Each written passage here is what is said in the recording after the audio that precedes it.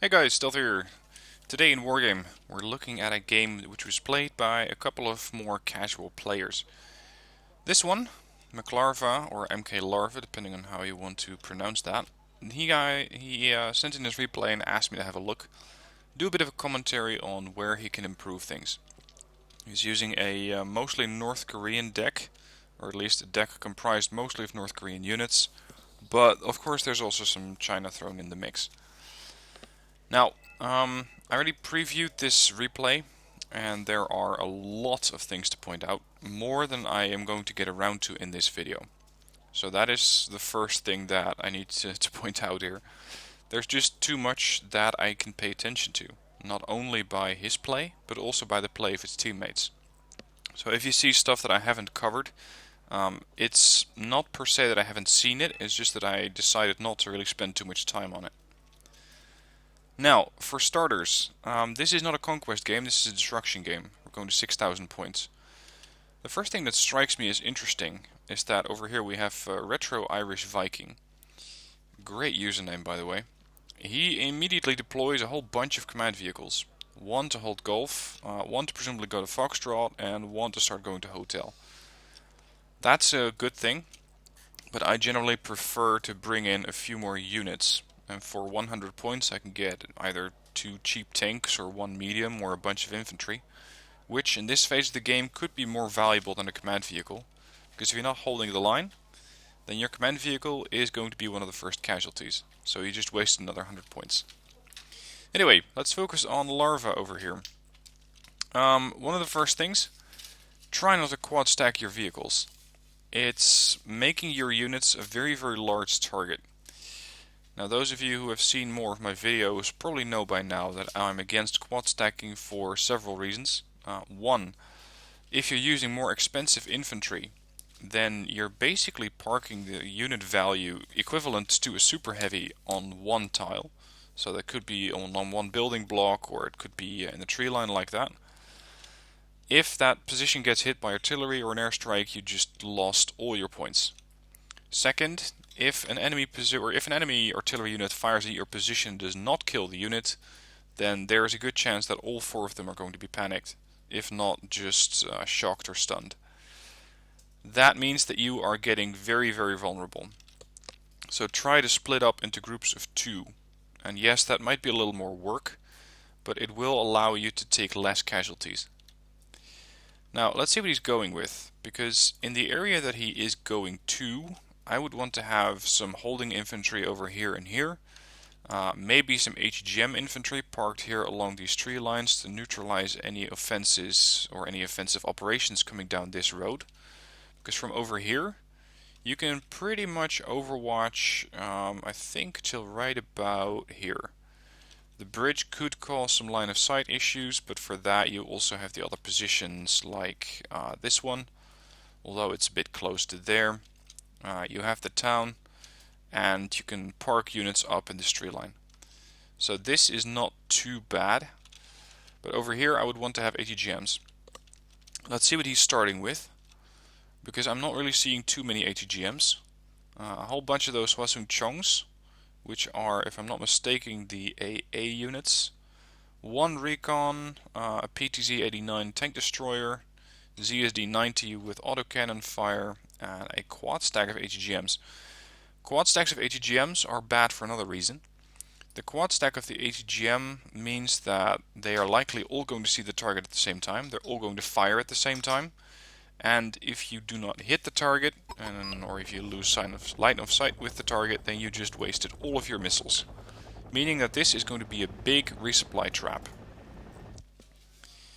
Aside from that, I'm seeing a couple of, I'm not going to call them super heavies. The the Chonmaho 4 is in fact quite of a light tank. It only has 12 frontal armor, it's pretty fast, its gun is 17 AP, and its accuracy is okay for a 60 pointer. But what you could really use over here is a super heavy. So something along the lines of a T90 would be very welcome here, because it can deal with anything that Blue 4 can throw at you. And that's something that, especially in an open area, is going to do very well. Now he's flying over here with a couple of Mi4s. Not the most important element, as these guys are going to get here fast anyway. The MI4s are great units if and when you want to deploy units very, very quickly, in a position where your motorized or mechanized units cannot get to quickly. So deploying them by helo here is not the best solution. The M1992 that he has over here is going to give its own position away, if you don't turn its weapons off, that is. It has the Conqueror's missile, and it's quite eager to fire that thing at enemy targets as they pop up. So either use reconnaissance infantry, and preferably reconnaissance sniper teams, to move up a little bit more, potentially take this position here, at least one over here, which is where he has the ZZC-55. Something else, try to queue your orders. I saw a lot of vehicles just stopping here. He was probably sorting out his offensives, or at least his offensive units on the left. Try to queue orders. So hold shift and tell your units where you want them to go. That way you don't have to micromanage every single unit as they're moving. Next, why is there a quad stack of Su-76M here? These units have a place where they can be used, which is en masse. They can also be used as ambushers to some extent on positions where you know they're going to be in close contact with the enemy, because their range is only 1575, their autonomy is atrocious, and their speed is really, really bad at 45. These things are generally going to cause you more of a headache than they are going to get you points. And then a couple of AA guns. A, they're parked in the open. B, they're a quad stack. Make sure you spread these guys out, because right now over here you don't have AA, over here you don't have AA. If you at least spread these things out, so 2 there and 2 there, you're going to have at least a little bit of AA. And then again, these units are not exactly sheer AA. Back in, what was it, 1965? Maybe a little bit earlier, World War II, these guys were AA units. At this point, they're completely outclassed. So any helicopters who's gonna, well, they're gonna piss themselves laughing when they see one of these things, and that is your main AA. So make sure you bring actual AA guns, so SPAGs, self-propelled anti-air guns, or you bring a missile launcher. That's something I don't see here yet. Something else I don't quite see here yet is offloading infantry before they all get nuked by whatever, I believe it's a quad stack of Humvees, which is an interesting sight all by itself, a quad stack of Humvee TOW2s. You don't see those around very often. And a quad stack of Avengers, because reasons. It's quite surprising that even this guy made it out, because HGMs were flying all over the place, and he was part of quad stack, but that didn't last long. Very, very important as well is that I'm not seeing any red blips moving to this side of the map, over here on the right.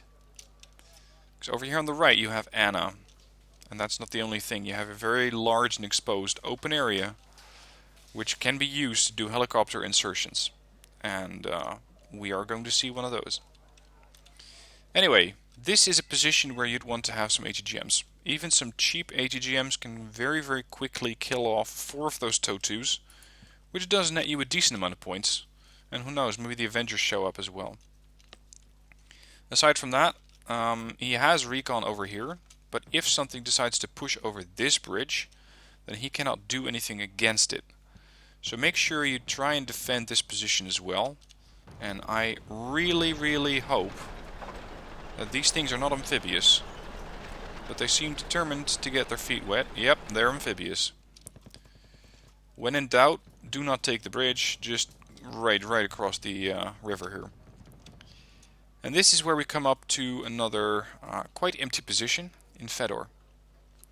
Now on the left we had Retro Irish Viking, who had all of his units destroyed by, I believe it was Cairo over here. He has nothing left. There is a group coming in from one of his teammates who's going presumably to Fedor, but they better get there fast before Blue 4 gets all of those amphibious vehicles across, because they only have to hop over here and then either take the road south and towards the town, or they can do another hop and move over there. It's quite risky. Anyway, we have a command vehicle in Anna. I'm going to switch it to neutral, which does mean that we lose the ability to watch his kill list afterwards. Oh, by the way, this was hilarious. M1A1 comes over the bridge. 0 fucks given. 0 ATGMs fired at it. He just goes, nope. At this point, Temujin was probably quite surprised that his, well, pretty much super or actually heavy, let's go with heavy, that his 115 point tank actually made it across the river without taking a single shot. And that is why you want to fagot ATGMs quite early in positions like these, to lock down the whole area. That's the game that you're playing, locking it down. Now, let's switch to neutral, because we have some uninvited guests over on the right flank. And you can even see their transports scurrying off. The twin Hueys, all the way on the northern edge of the map.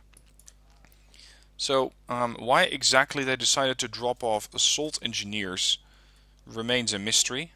The one argument I could make for this is that they're very good against infantry up close.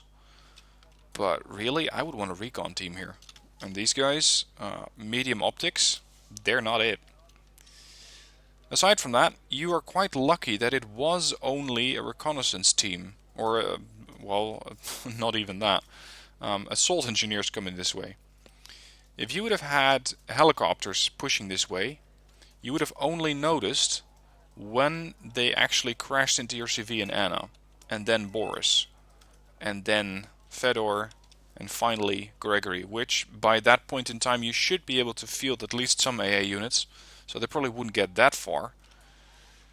But this sector is very, very poorly defended from helicopter rushes.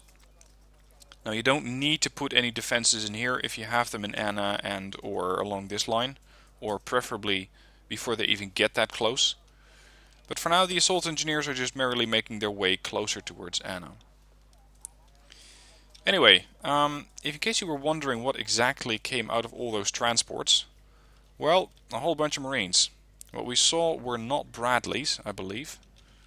Actually the Bradleys... No, it's not the Bradleys that are amphibious. It wasn't LVTP-7s either. I'm not exactly sure what came across that water that we saw, the amphibious. They probably got destroyed at this point. I think it was just a couple of M113s, just the standard infantry transports. These things, maybe. Yeah, I think it was these. Just a couple of recon units from Temujin. And here we run into trouble. Because at this point, Devolti is facing a very, very overwhelming force. In a position where he does have some grenade launchers and a Grom here and there. But nothing that can really deal with a tank. He flies over a Cedar craft. Coming in from the right. Right, this is the only air entry that they have. That's why the aircraft coming from this side. So, a note to Irish Viking. Make sure you know exactly where your aircraft are going to come in from. Because if you don't, then you can have your aircraft flying right over a hot zone, which is exactly what they did here. If you were lucky, these PIVATs would have been active, but they weren't. And the aircraft just flew over, presumably trying to do seed runs on Cheriton, not really getting there. Anyway, back to Larva. At this point, we have a decent defense. We have some HGMs here. These guys have now been split up into two different sections. Resupply is already going there. I believe I did see an AA unit coming this way. That's a bit too far back. You want to have this AA gun, preferably somewhere over here. And potentially get some AA infantry over here. Because from this position they can cover most of the area here. Now, the next thing that I wanted to focus on is that he doesn't really seem to have a clear plan on where to push, where to go next. In a destruction game, that is something that you generally want to have in order to win the game. Because just sitting and holding is not going to be ideal. And talking of holding, these guys are holding the line, but only barely. And that's pretty much right until the point where that M1A1 decides to show up and one-shot these BMP-1Ds one by one. Fortunately, we have 6 storms coming in. Storms are great anti-tank units. Range is very nice, accuracy is quite good, the missile's pretty fast, although the Kokon's not the best. But you do not deploy them in close contact with the enemy, since they don't pack anything that can defend them against, for example, a bunch of US Marines. So make sure you keep these guys at range, and if you want to deploy a Storm, this would be a great position, because they can overwatch this entire area. And from there, safely lob ATGMs at enemies as they're coming across. Over here, they are just a large XP and point snack for the Marines. And even standard Marines can wipe out these guys pretty quickly. So do not quad stack your ATGM units. Now it looks like Larva is trying to help out on the right, or at least his left. But this is when we run into the problem that autocannons and transports are not really going to put up much of a fight against M1A1s. They need to plug this hole, because if the enemy manages to get through here, then it's only a short leap over into Gregory, despite the fact that their supply lines are getting increasingly long, coming in from Constantine and Ivan, Constantine being, well, pretty much the preference over here. But again, they can easily maneuver through here. Now over on the right there's not that much going on. Let's see how the assault marines or the assault engineers are doing. They're holding position, and there are further assault engineers coming this way. Beats me. I really have no clue why you'd want to deploy 30 assault engineers, of all things, over on the right flank. But then again, as Larva mentioned, these guys are more casual players. And as such, they might not consider the fact that you'd also need an anti-tank weapon if you're dealing with transports or infantry units, or command units in that sense. So why exactly he's dropping off 30 assault engineers? Let's play it down to the fact that they're just not that experienced. Now I gotta give him credit for one thing. And that's that, to my surprise, as poorly as these guys are doing, I mean, Blue has taken over most of the map. And yet, Red 4 is only 70 points behind Blue. So Blue is not really playing to the best of their ability either, as they are giving Red quite a few options to wipe out additional units. The main point lead for Blue sits in Cairo, 985 points. As Larva mentioned in his description for the replay, Cairo has a lot more hours into this game than these guys do. So he's not quite clubbing, but he is probably, as he mentioned it, quite more advanced than the other guys. So Asia Overpower, Temujin, and of course the whole of Red 4. Now what do we have on the left? Granatomets, Specialny, Motschützen. Not really seeing any tank units. Now you don't necessarily want tank units. This, surprising as it might be, would be an interesting position to use the Su-76M with. Because in a position like this, it doesn't have to go very far, so you don't have to be really worried about the logistics issue. There are plenty of roads, so they don't have to go off-roading at 40 kilometers per hour, or 45. And if they even fire off a few shots, they might be able to kill the smalls and the light riflemen. And especially with the fact that these guys outrange them, that could be enough to keep them at bay. And talking of keeping them at bay, Cairo is making a push. We see light riflemen, we see SEALs, and all the accompanying vehicles, and I think an Abrams, coming down on the left, pushing right into this sector. Now they're bringing in some grenade launcher helicopters, which is a good call if you're dealing with just infantry. If you're dealing with something like this, try to get a cheap gunship in. If it was Blue 4, I'd say something along the lines of a 60-point Cobra, something cheap like that. In a situation like this, maybe an Mi-8 with a couple of rocket pods and maybe some ATGMs, or the cheaper model of the Mi-24. Those could really help. Because this is what I'm worried about, the pivots. Now they took out the command vehicle. Actually, is it moving? Yeah, command vehicle is moving about. That's why they're not actually holding the zone at the moment. Which does mean that any units which were called in here might spawn in from over there. Which would take them forever to get all the way over to the left. So he's already spawning in a unit. Okay, they now have recaptured it because the CV stopped moving. The CV, however, is on very, very dangerous ground here. As this position is also being covered by granatomets and ATGMs. It's very easy for this command vehicle to get hit by a stray shot at some point. If somebody decides to fire artillery or drop a heavy bomb on this area, you're going to just kiss goodbye to your infantry, your transports, and your command vehicle. Which would be a collateral damage, or which would be collateral damage, but it's not really what you want over there. Anyway, the Su-76s have arrived. It's just that they're being massively outranged by the M1A1s. Surprise, surprise. These units would have been great were they over here or just a little bit further back. In their current position, they are very, very useless. Because the M1A1s are completely dominating the area here. Anything that comes out of this tree line gets hit. Unfortunately, that's not the only problem that they have.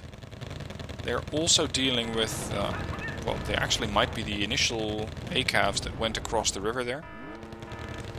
We have further marine units, transports by the looks of it, and there is more coming in. Are those starships? Sheridans, close enough. We have a whole bunch of Sheridans coming in. Again, being quad stacked, so Asia overpowered is not entirely going without the quad stacks either. Although, see, with the Sheridan, I don't mind as much. Because the Sheridans, they're not really going to be relying on accuracy. They're not really going to be relying on maneuvers against heavy units. But fire off a couple of those 5 HE rounds on enemy infantry, and even if they're not very accurate, they are still going to do quite a bit of damage. Shock damage and or just straight out kill shots. Now, actually let's keep it in neutral. Let's see what they have over here. Because Blue has a pretty decent mixed up force over here. They're leading with a couple of Abrams. These guys are being fed intel data from the cavalry scouts, as far as they can see it anyway. Wow, these things survived? Okay. He has a layered AA defense, 2 of these guys, 1 Stinger coming in. Infantry mostly got wiped out, but he's holding the town with a fresh group of 30 Marines. He has the LVTP-7s and a Bradley, so if enemy infantry comes pushing across here, they're going to get hit by the tanks and the Bradley. The LVTP-7 unfortunately is the base version of the 7A1, and that's important because the 7A1 has a grenade launcher. The 7s don't, and as such are not as good against enemy infantry. He's backing him up with a couple of Apaches, and of course we have the Sheridans. What I would also want here is something along the lines of an AA missile launcher. I wouldn't necessarily go with a Patriot, but a couple of Hawks would deter the enemy from bringing in aircraft, or you'd instantly shoot them down. Now I'm seeing Blue awfully close to red here. I don't think they actually found it yet, but they're about to. There we go. They know exactly where it is now. The real question is, can they kill it? This thing has no armor, so even with the M16 they can do damage to it. Yeah, they're just gonna pump it full of lead. There we go. The flash did take it out. Okay, so now Anna is open to further offensives. It's not really a strategic zone in the sense that it only gives you 3 points, does not give you a resupply or a way to bring in further units, but it does help. because income at this point becomes quite important. They need to be able to buy units. Preferably over here, but that's not really an option. And I'm wondering if blue is already moving a command in position. Yep. We've got a command Abrams coming in.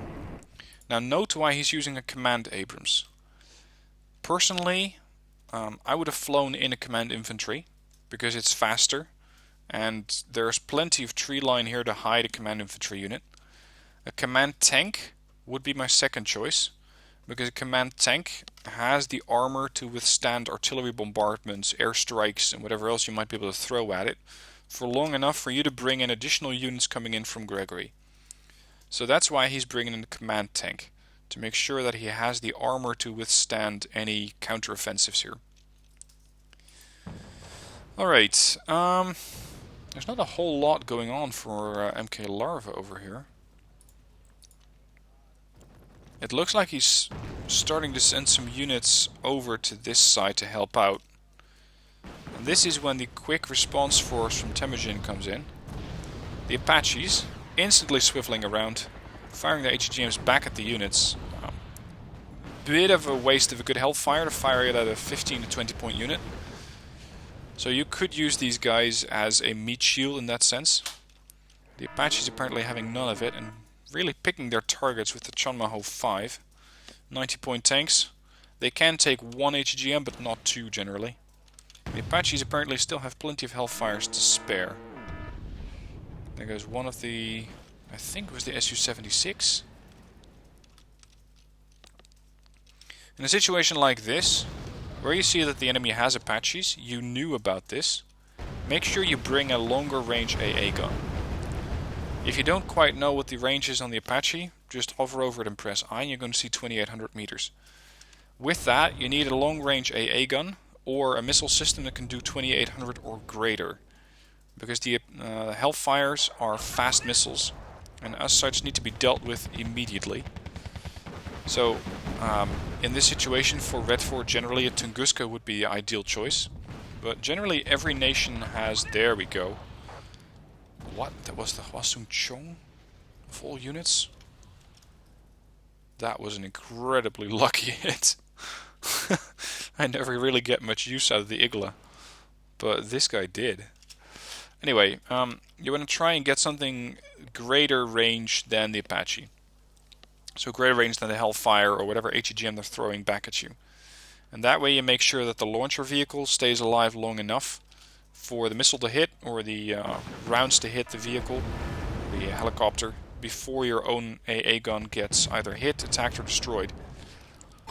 None of which are generally a good development for your AA net, especially not if you're dealing with Apaches. And Apaches are, especially with 8 Hellfires, capable of very, very quickly recouping their own point investment.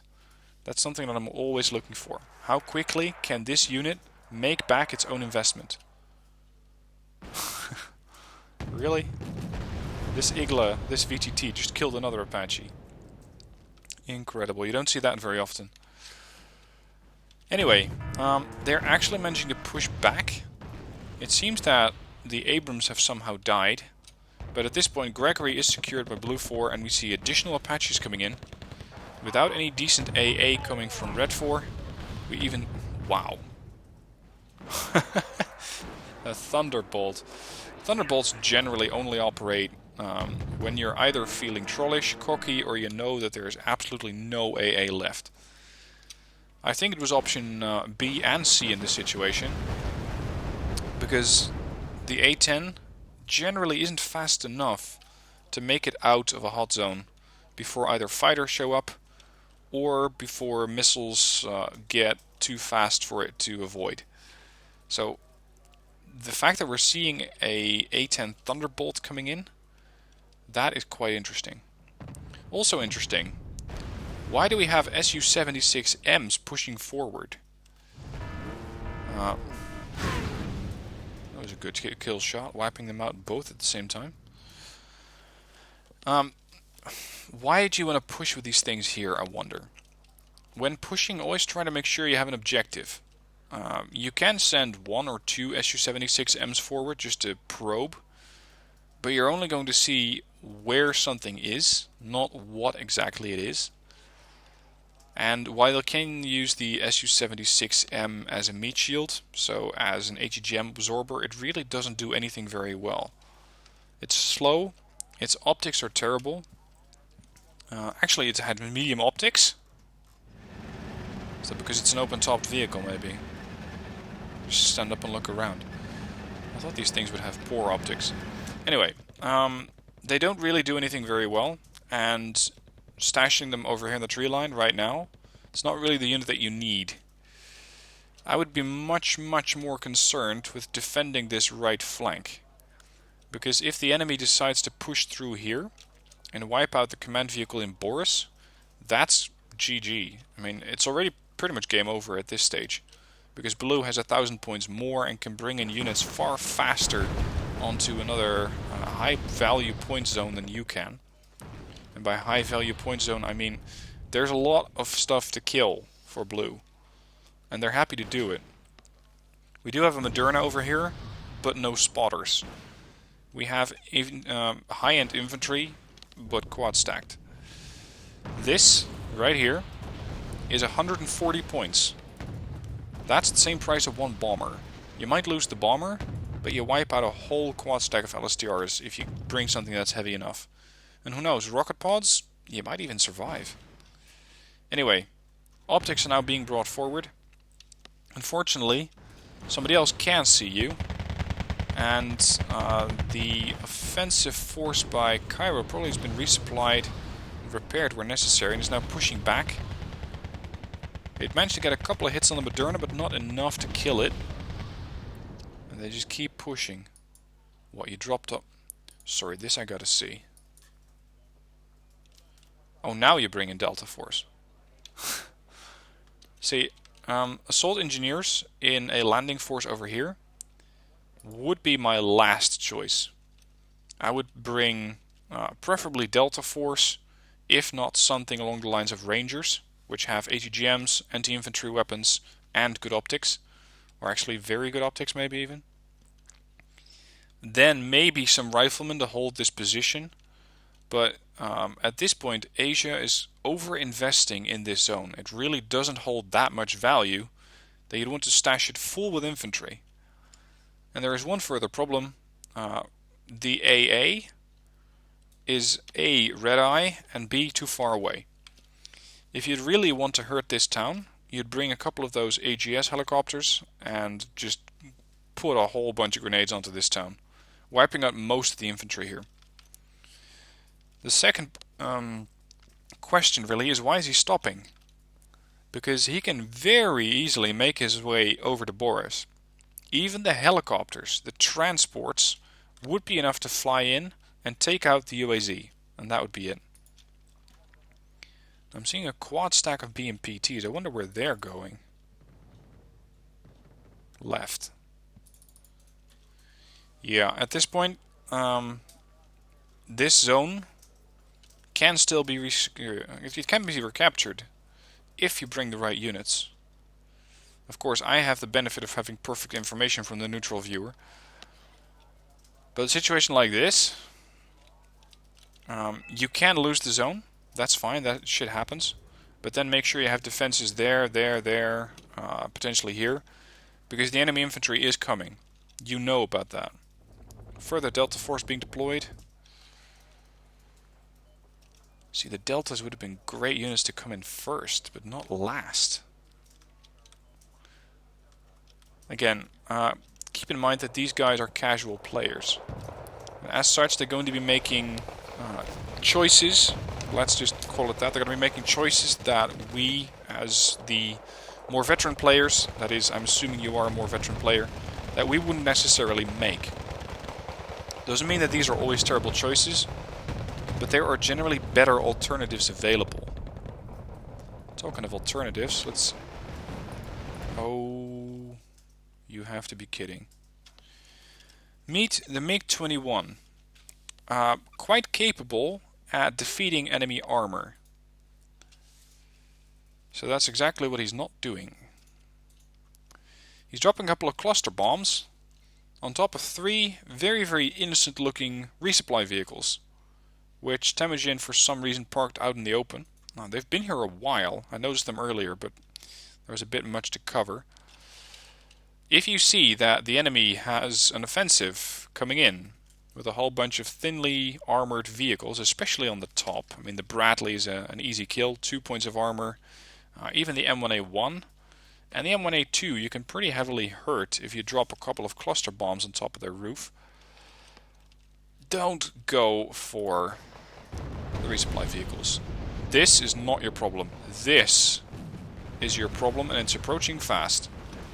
And he's actually quite lucky that there's no infantry here, because infantry would have been the perfect combo.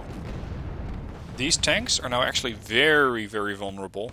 If the LSTR weren't panicked, they could probably take out 1 or 2 of these tanks before getting completely overwhelmed. Of course, at this point, the game is done. We have a few BMPTs. That was the quad stack that came in initially. Larva surrenders. That means that we only have De Voltemur 4867 left. So let's just skip right to the end. Now, main points to keep in mind, and I'm not going to expect you to... What the hell? You can just fly in here? I'm not expecting you to remember everything, because Wargame, it's easy to do a commentary. It's a whole different question or a whole different issue to be playing the game and to keep everything in mind. So just try to take away 3 things from this video. 1, don't quad stack stuff. 2, make sure you spread out your units, don't keep them all clustered up. 3, if you lose a position, like they did on the right flank of the map, make sure you try and recover it. Or make sure you put up another defensive line, especially if you have lost the other spawn zone. Anyway, with that, there was probably quite a few things that I missed. So make sure that you leave a comment down below and help these guys improve. Yes, they might be casuals, but even casuals want to improve their game. That's why he sent in his video, or his replay. Unfortunately, I won't be able to go over the kill list by MkLarva because I switched to neutral and to different players all over the place. So that's why you don't exactly see any of these kill lists, because the game resets that every time you switch to a player. But anyway, these guys actually held the line a little longer than I had expected. And if MkLarva had been a little bit more aggressive, he might have been able to push through, especially if you saw what the enemy had. Anyway, that's it for this video. I hope you enjoyed it. Let me know what your thoughts are down below in the comments. I will not tolerate anything that goes, oh my god, this was cringy to watch. Stuff like that's going to get deleted. It really doesn't add anything. Just stuff that can help these guys improve. So point it out, preferably with a time frame link to make it easier to find. And let's help each other improve on the gameplay. Thank you for watching. Hope you enjoyed. See you soon for more.